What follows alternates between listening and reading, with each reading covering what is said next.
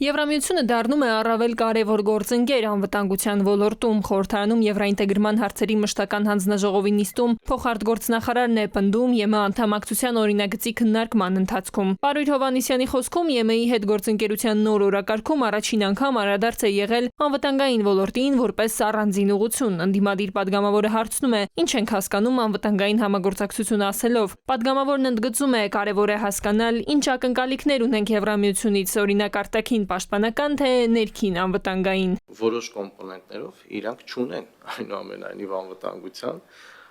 ձևավորված միասնական համակարգ։ Կան ազգային ինչ-որ էլեմենտներ, ազգային բանակներ եւ այլն, բայց դրանք էլ կոորդինացնում եւ աշխատում են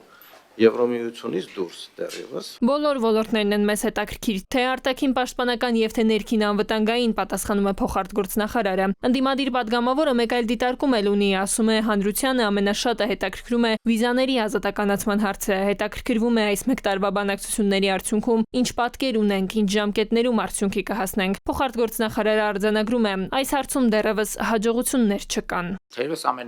ցավոտ հարցն է, քանի որ այդ ոլորտը երևի միակ ոլորտն է, որտեղ չեն կարող ասել, որ բարևած ենք համագործակցությունով, դա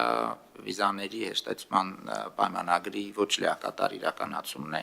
Բողոքները բազմաթիվ են եւ չեն նվազում։ Տնտեսական համագործակցության մասին առևտրաշրջանառություն, ներդրումների ծավալներ, աճ կամ առաջընթաց կա, որը կարող ենք կողմերի համագործակցության շոշափելի արդյունքը համարել։ ԵՄ Հայաստան առևտրաշրջանառության ցուցանիշներն են, որոնք պետք է դինամիկայի մեջ Երևան, բացասական թե դրական։ Հիմա այսօրվա ներկայացված մեր քննարկման փաստաթղթով դրանք բացասական են։ KPI-ների մեջ ես կուզենայի տեսնել, ասենք օրինակ ԵՄ-ից դեպի Հայաստան ուղիղ օտարերկրյա ներդրումների ծավալները։ Մենակ չեմ կարող ձեզ ուղղակի ներդրումային թիվ ասեմ, Եվրամիությունից չունեմ ձեռքիս տակ այդ տեղեկատվությունը, բայց համաձայն եմ, դա էլ է եւս մի ցուցանիշ։ Առևտրաշրջանառության անկումը, պարոն Գևորգյան, իրականում եթե օբյեկտիվ քննարկենք,